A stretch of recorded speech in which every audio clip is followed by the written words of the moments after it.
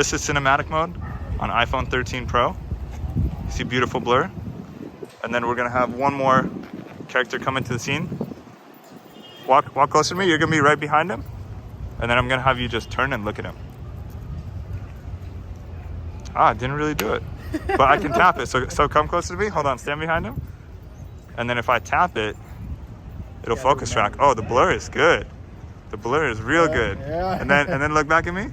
And then when it comes back to you, man, it looks sharp. And these colors, the colors are crazy. And this outfit. But that's cinematic mode on iPhone 13 Pro right out of the box. Look at how blurred the background is. It's like portrait mode for video. Dude, that's actually and then sexy. turn your eyes towards the sign. And then the background, no, turn more. And then the sign, look, the sign comes into sign, focus. and And then turn your face. And then I tap on him. Look at that.